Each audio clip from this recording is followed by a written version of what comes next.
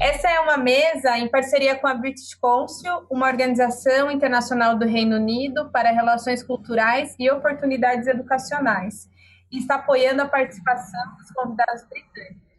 Bem-vinda, Sibonde Lê, bem-vinda, Adriana. A gente vai conversar um pouco sobre empreendedorismo, né?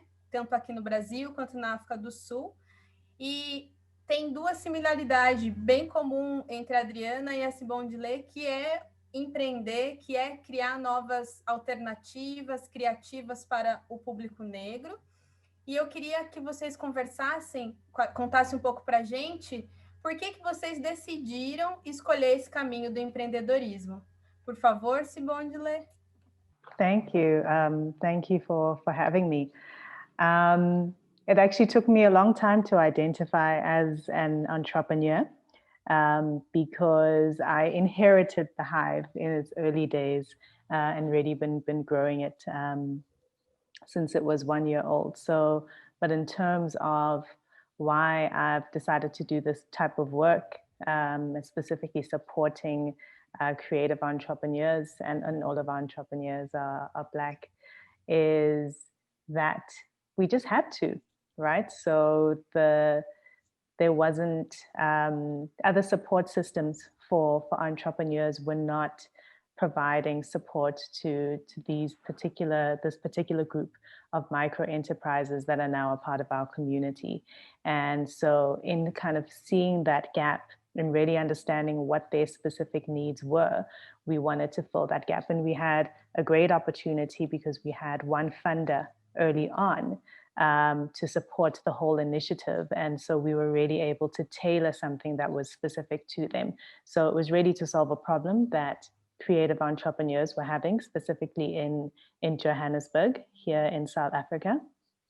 And then we've been growing from there and really understanding what their needs are and encouraging a lot more participation there, or us understanding how to find them and how to support them, and so on. So just creating a support system for this particular group of entrepreneurs, why I got into it. And they're rubbing off on me a little bit as I become an entrepreneur myself. Obrigada. Adriana, conta um pouquinho para a gente por que você escolheu ir pelo caminho do empreendedorismo. Eu, na verdade, fui escolhida pelo empreendedorismo. Eu acho que eu não acabei me escolhendo, né? E fui me descobrir empreendedora no processo. Eu, quando comecei a empreender, eu estava desempregada e uma das formas que a população negra no Brasil, isso não aconteceu só comigo, mas acontece no Brasil com a população negra, é desenvolver algum tipo de atividade, de produto ou serviço que possa ajudar na sua sustentação financeira. Então, quando eu comecei muito empreendendo porque eu estava desempregada e precisava ter dinheiro para pagar as minhas contas, para poder minimamente sobreviver.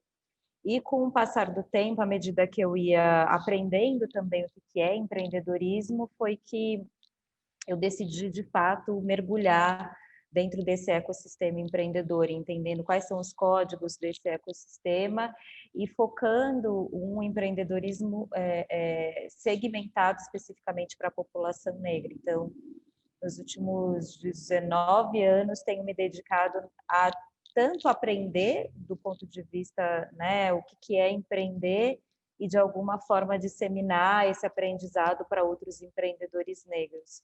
E no Brasil, a maior população empreendedora, ela é negra, segundo os dados do governo, né? Mais de 50% da população preta no Brasil, ela é empreendedora, numa categoria que no Brasil a gente chama de microempreendedores. E a gente tem o contexto de empreendedorismo negro no Brasil muito em função de uma estrutura de exclusão. Boa parte dessas pessoas, elas ficaram durante muito tempo fora do mercado de trabalho formal, fora das empresas. E aí esses empreendedores foram obrigados a construir as suas próprias empresas, né? Dentro desse tema do empreendedorismo. Interessante. E as duas, tanto a Petra Hub quanto o The Five Network, trabalha também como aceleradora. Queria que vocês contassem um pouquinho para a gente e essa parceria com a DICE. So we, in terms of our Creative Hub and Accelerator program, we've been working with DICE, but not so much formally. So I used to work at British Council as well, and so managed to have close relationships with my former colleagues, and so DICE a couple of years ago invited me to attend the Social Enterprise World Forum, and as a part of this, the program that they were establishing in South Africa as well as other countries as a part of DICE, and we've managed to maintain that relationship. And so, in them mapping the hubs this side and really supporting other initiatives, we've remained friends of the initiative in that way. And because, as they map that, it supports us as well to really build a stronger network for the enterprises that we have. So we have 58 enterprises in our community at the Hive, and them knowing who their peers are in other parts of the city, in other parts of the country, really helps with that social capital that we are very passionate about at the Hive. So we have a familial relationship with DICE. They haven't formally supported us as I know that they are supporting Preta Hub. So that's us with DICE so far. No Brasil, aqui com a experiência do Preta Hub, a gente reposicionou os programas que a gente vem desenvolvendo, e o programa DICE ele foi parceiro no processo do reposicionamento do que a gente faz. Uma das coisas que aconteceu foi que a gente pegou o conhecimento acumulado ao longo desses últimos 18 anos e transformou num método, numa metodologia. O DICE convidou uma universidade do Reino Unido, e a gente convidou empreendedores de diversas regiões do país e fez um processo de cocriação dessa metodologia que se chama Afrolab. Então, o DICE foi parceiro especificamente desse programa da plataforma Preta Hub. O programa Afrolab, ele passa pelos processos de aceleração do negócio a partir de 4 pilares, que é criação, produção, distribuição e consumo. Então, a gente ajuda o empreendedor a desenvolver o seu processo criativo, a pensar de que forma produz, né, essa criação, e depois identificar os canais de escoamento para essa produção. E a Feira Preta, o Festival Feira Preta, é um desses lugares onde esses empreendedores escoam essa produção, ou seja, dentro do Festival Feira Preta, a gente hoje reúne mais de 170 empreendedores de todo o Brasil. Então, eles passam por um processo imersivo de 7 dias, e no final eles têm a Feira Preta como lugar seja para escoar sua música, seja para escoar seus produtos e seus serviços. E a partir dessa metodologia, a gente passou a replicar ela em diversos lugares do país, e esse ano a gente replicou na Bolívia. Uau! E como foi essa experiência com esses empreendedores da Bolívia, Adriana? Você pode contar um pouquinho? Foi muito interessante, porque no contexto da Bolívia, a gente está falando de uma junção de povos, né, de negros e indígenas. Então, os afrocolombianos têm uma referência, uma identidade muito forte com a cultura indígena. E o Afrolab, ele tem um contexto muito forte na cultura africana, né, na cultura afro-brasileira, tendo a inspiração à África também, o continente africano. Então, a gente também teve que aprender mais sobre a cultura indígena na Bolívia.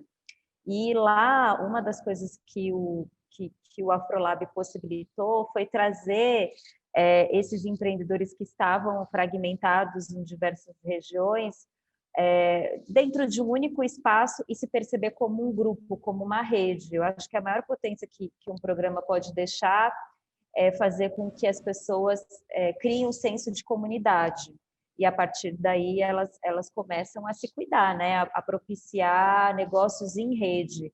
E aí, dessa experiência, eles lançaram, a gente fez em janeiro, em setembro, eles lançaram um catálogo com várias iniciativas na área da indústria criativa, com artistas plásticos, com fotógrafos, com músicos, ligado a essa cultura afro-boliviana, em parceria com o Museu Nacional da Bolívia.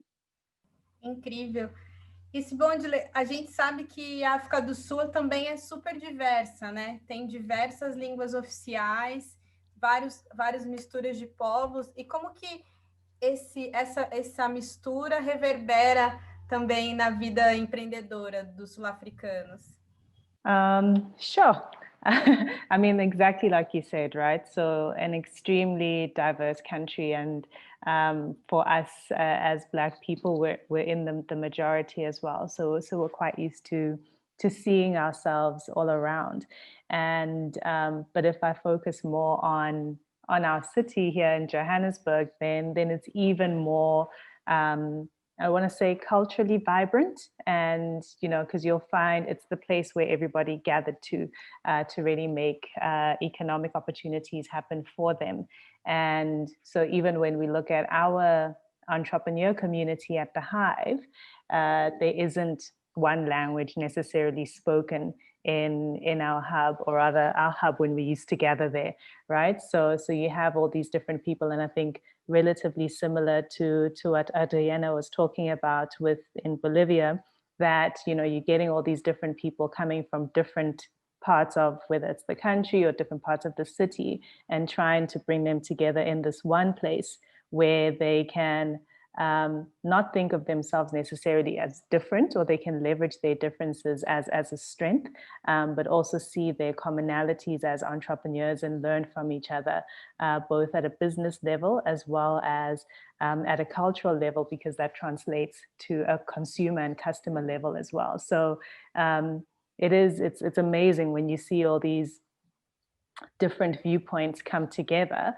and not necessarily see the barriers, but rather everyone is kind of brought together by opportunity, and like, what can we make together for all of our people and our and our societies that we come from. So that vibrancy helps us move and helps us get things done in the site in Johannesburg. And then, that translates to a certain extent to the country, but we have an interesting history as a country as well. So there are challenges, but there are definitely opportunities and things that we've made happen on this side. Eu queria que vocês compartilhassem com a gente como que o coronavírus impactou o contexto empreendedor na África do Sul e aqui no Brasil também. Sibondile? So it's been difficult all around, and and I think similar to us in having this conversation, that shift in having to move online when you don't necessarily have the most stable or the most accessible of internets to enable these micro enterprises to continue. So there was a big, kind of shift and challenges early on in terms of that, just kind of keeping business going. As well as just naturally adapting to change and dealing with a lot of uncertainty and all of that. But I think, reflecting now in terms of where we are, the biggest impact has been just kind of shifting to doing business a little bit more like this. For businesses that can't necessarily thrive like this has been particularly challenging. The accessing economic packages and so on that are supplied by the government and other support systems has been incredibly challenging for businesses like ours, which meant that for us as a hub and an accelerator, we had to fill that gap. And so we suddenly have this group of enterprises and individuals or entrepreneurs who can't get support from these other means, and so you feel extremely excluded, and it makes it very difficult. And I know that sentiment extends to those, not just our creative entrepreneurs, but across the economy as well, especially in an environment where there's an incredible lot of corruption and so on. So I think it's been challenging and disheartening for some entrepreneurs in that way. But at the same time, I need to balance that with that there have been stories of these other opportunities and, truly resilient entrepreneurs who've just, gone with where opportunity has showed up, and even pivoted their businesses. So it's balanced. There's multiple challenges: internet, business continuity, exclusions from kind of, let's say, more formal parts of the economy, or accessing certain packages to keep us going. But as well as there's quite a lot of resilience. But it's been tough. Eu queria perguntar para ela quais são as áreas de predominância do empreendedor na África do Sul, quais são os setores que eles atuam? So I mean, we have all different types of entrepreneurs. So I'm not talking about us at the Hive, because we focus on creative, and so it's extremely broad. The economy is broad, so it's difficult for me to just focus on one. And it's just that for us, we focus on the creative enterprises. So it's clearer for me to focus to speak to that, which is we have a lot of content creators, so production companies, and photography, the visual arts. We've got food and beverages, kind of performance and celebration, with a few businesses that are also kind of markets and fairs as well. That's what we deal with, which is just a small segment of the economy. The creative economy accounts for about less than 5% of our GDP. And then, kind of the other sectors of the economy are a lot bigger. The public sector and what government provides for is the biggest part of that. In terms of entrepreneurs, there's a lot of focus on those working in technology. So, in tech industries rather. So your tech startups are quite big and well supported. Big manufacturing businesses and products are still relatively big. There are some entrepreneurs who are supported through kind of agricultural and agri-tech hubs as well. But then again, agriculture also accounts for just a little bit more than what the creative economy accounts for. So it's very sparse in terms of what the entrepreneurial landscape looks like in the country, because it very much depends on the sector. Communications, I know, is also very big, or rather telecommunications, as well as the financial sector. It gets a lot of support in it, and it's big, and it's got a lot of money behind it as well. I hope that helps.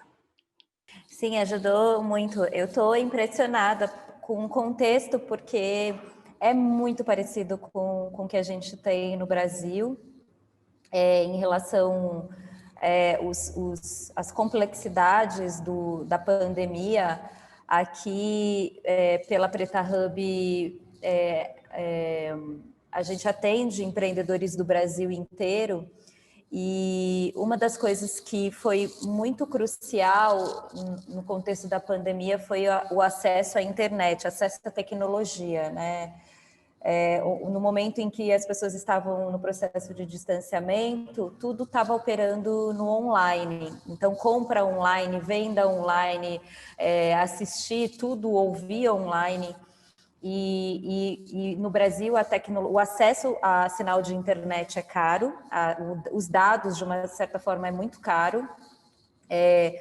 A infraestrutura para você ter o acesso à internet também é cara, seja você ter uma internet em casa ou ter um smartphone, você ter espaço suficiente de memória dentro do seu computador ou do seu aparelho para poder fazer produção em vídeo e foto e subir esse conteúdo para venda online nas plataformas de marketplace.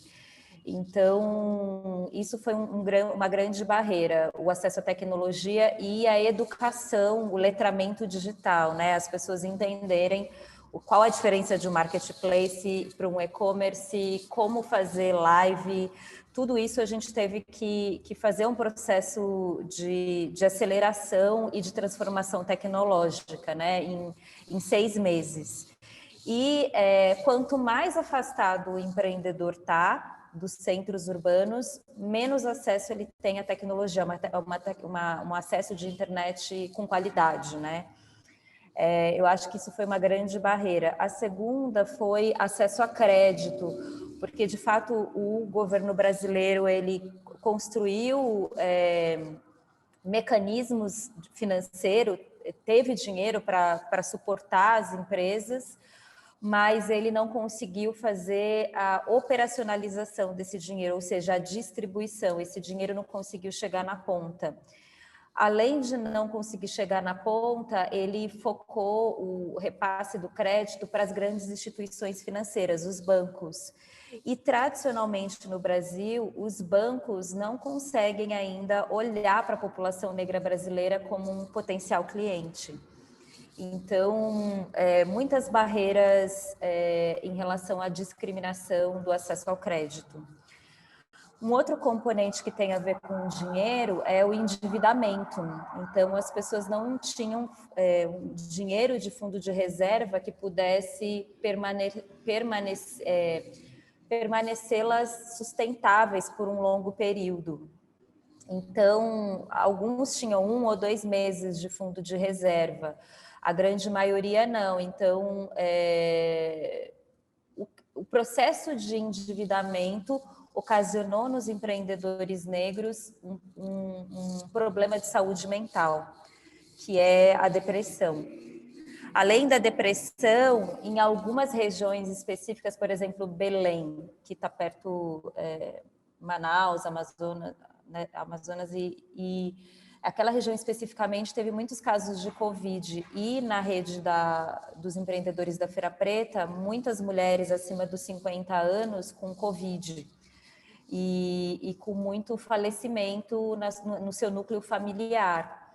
Então, muitas coisas foram acontecendo no processo da pandemia. E a Feira Preta se juntou com mais 6 organizações negras e que trabalha com empreendedorismo, e criou um fundo de dinheiro, que é o Fundo de Emergências Econômicas, e a gente fez um apoio financeiro para mais de 500 empresas no Brasil todo. Além do repasse de recurso financeiro, a gente fez processos de mentoria, cessão de cartão de crédito para colocar dados no telefone, vale alimentação, as pessoas comprarem alimentos, suporte psicológico, que a gente contratou psicólogas negras para ajudar os empreendedores a lidar com essa questão da pandemia, e também crédito para fazer impulsionamento em redes sociais. Ou seja, a gente criou o que a gente chama no Brasil de cesta básica, para que os empreendedores pudessem suportar esse período de pelo menos 3 meses nesse momento. Um grupo específico de apoio que a gente fez foi para mulheres de 50 até 100 anos. E essas mulheres a gente tem apoiado durante 6 meses, vai terminar um ciclo agora em dezembro. Mais de 6 meses a gente tem apoiado em torno de 65 mulheres, a mais velha tem 100 anos. E agora o grande desafio que a gente tem é como é que a gente vai avançar pós-pandemia, não pós-pandemia, porque isso ainda vai continuar, a gente ainda está no processo de descoberta em relação às vacinas, né? Então ainda tem um longo período com esse contexto do Covid. Mas hoje a gente está muito pensando como vai apoiar os empreendedores nesse pós. E a Casa Preta Hub, que foi o espaço que a gente construiu, a gente teve que reformular no processo da pandemia, era para ser um coworking, e agora ela é um espaço de produção de conteúdo de transformação digital, ou seja, apoiar os empreendedores a utilizar de uma mesma infraestrutura para produzir, para colocar na internet. Então aqui a gente tem estúdio de podcast, estúdio de vídeo, espaços para ajudar ao processo de criação das indústrias criativas, né? Uau, são muitas semelhanças, né? Se a gente pensa a África e o Brasil e a gente vivendo essa diáspora, o quanto os desafios são quase que os mesmos. Eu queria que vocês falassem um pouco de sonho, de projeto de futuro, que vocês compartilhassem os próximos passos assim, e também queria que vocês dessem dicas para quem está começando no mundo do empreendedorismo. Is it me first? So in terms of the dream, in terms of where we're going next, so we've had to really think a lot about how we support our enterprises and the individuals. And I think before I dive in further, I do want to reflect on that. Like you said, there are so many similarities. And I think maybe one of the differences is that in the Black community in Brazil, that you have, I think you mentioned 50% are in entrepreneurship. And whereas for us, we don't have that higher number in entrepreneurship. There's still quite a mindset and mentality about finding employment, which there are steps to try and shift that perception. But then if the environment doesn't support it, it adds another challenge. But not focusing on challenges, just moving now to the opportunities. So for us as an accelerator and as a hub, we've already revisited a lot of how we support the businesses and, really wanting to make sure that they do grow so that they become a part of this kind of seed generation that can then support future generations as well. Because I think, we had this great space, this great hub, and really built this community there, which is an incredibly good thing. And you really need that network. And I think we've both spoken about networks because I think it builds that community resilience. And now it's really now focusing on building business success and building business sustainability. As well. So a lot of what we're looking towards in the future is really focusing on those individual businesses, ensuring that they're able to leave our support nest and can then be a part of the next generation's support nest. So I think that the opportunities are there. All the businesses are incredibly connected to each other and wanting to really grow the societies that they're from, the communities that they're from. And it's up to us then as the Hive to enable that because I think we had become a little bit stuck.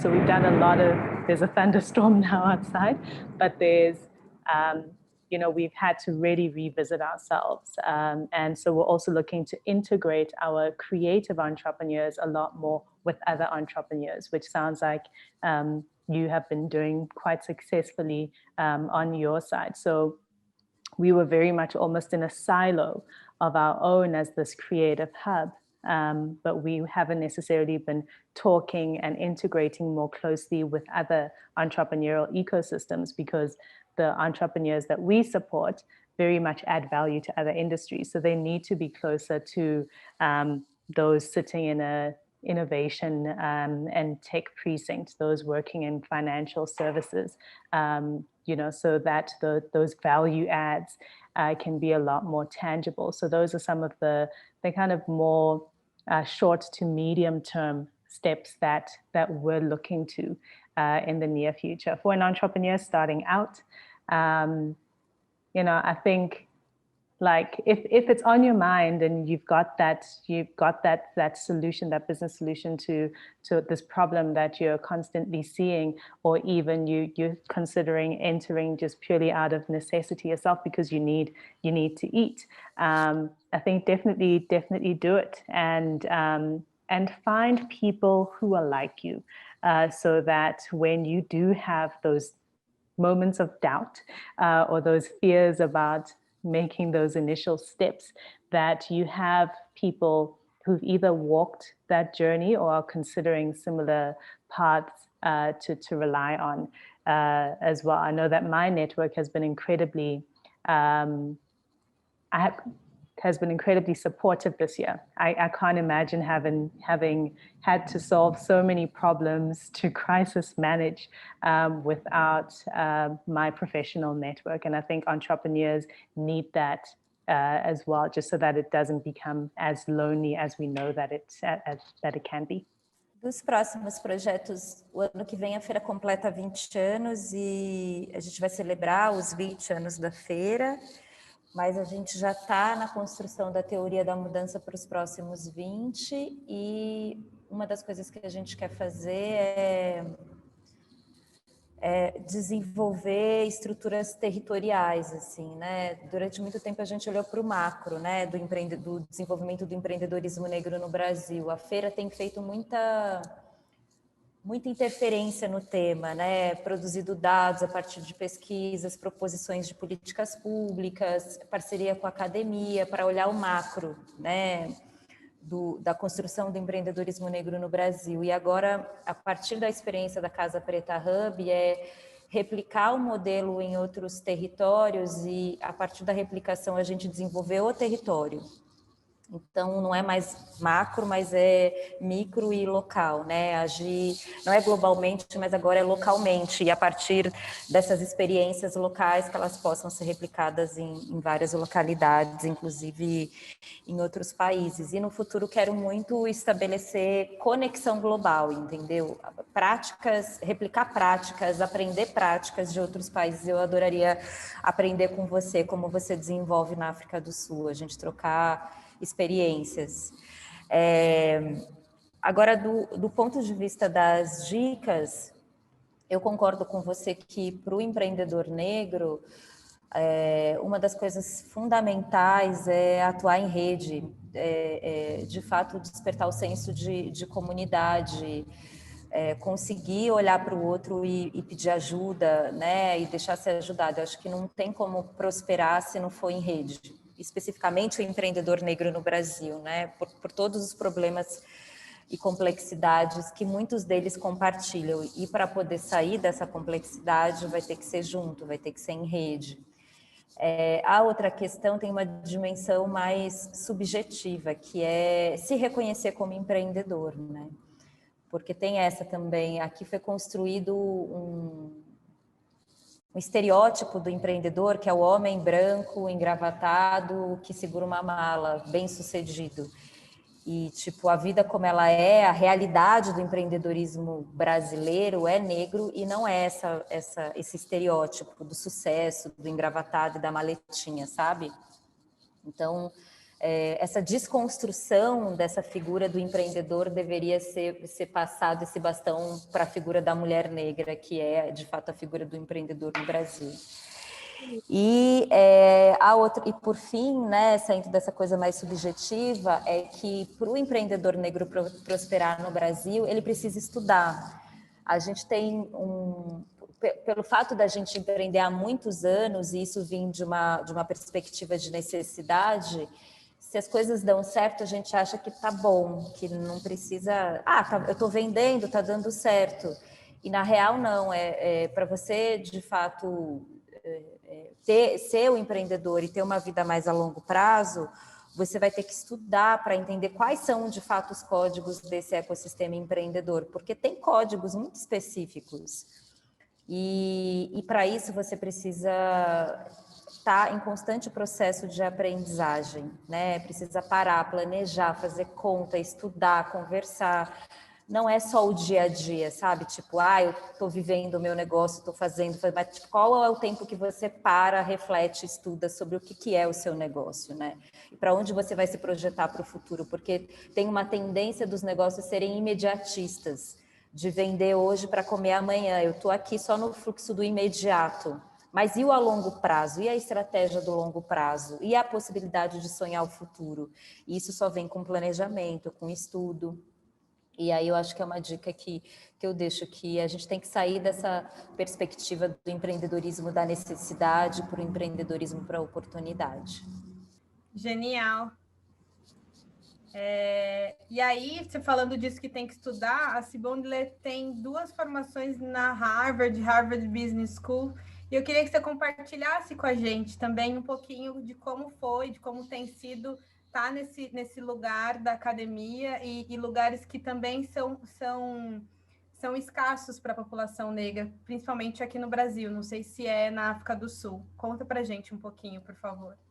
Yeah, it's an incredible experience. And like I said, there's so many elements of my own professional journey, even just looking at this year, that opportunity has afforded me and really given me that network and the expertise that network provides to really navigate something like this. And I agree on the entrepreneurs needing to have that appetite for learning and really even approaching it from a long-term view and turning some time towards themselves as the individual and really being like, actually, what's my own professional development looking like? What's my own wellness as an individual looking like? And the program for leadership development allowed me to get that for myself and even allowed me to actually finally embrace that I'm an entrepreneur as well, which I don't think I was able to do before that. But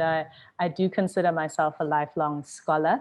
I absolutely love learning, and when I look at what it has afforded me to do, and the privilege that it's even enabled for me, so even in the Black population in South Africa, I would consider myself part of the privileged in this group of people. So education is difficult to access. Once we talk about higher education, then it's even more so. It's expensive and extremely, I want to say, not marginalized, but something like that. Only some people can tap into that. And so it's opened a lot of doors for me and continues to do so, and affords my mind to continue to expand. And so my career and even how I approach my work. And I wish that there was an opportunity for a lot more people to have that experience, particularly in the Black population. Obrigada. O tempo passa super rápido. Estamos indo já para as nossas considerações finais. Queria saber se vocês querem agregar, falar um pouco mais para a gente encerrar.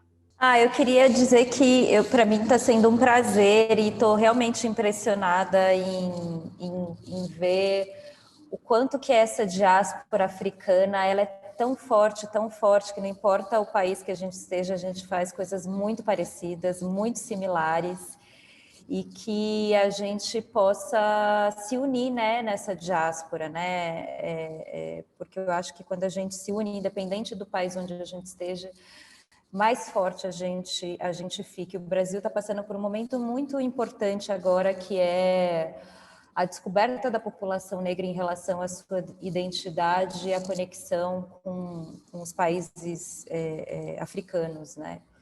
Então, gostaria muito de poder estabelecer parceria com você, com a sua instituição, para que a gente possa fazer coisas juntas.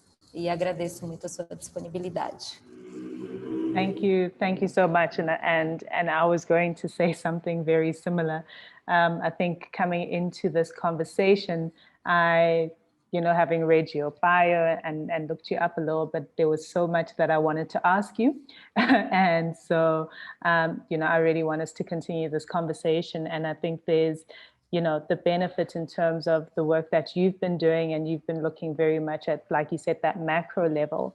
And I've been working very much at almost an extremely localized level as well. And I think there's so much that we can start to trade, and then even just building those connections, whether it's connecting across the enterprises themselves, whether it's our organizations as well. But I'm very eager to take this conversation forward and really put some of these diaspora connections to work. Muito obrigada às duas. Sibonile, foi uma honra ouvir você. Obrigada, Adriana. E a gente segue esse ciclo de conversas. Obrigada.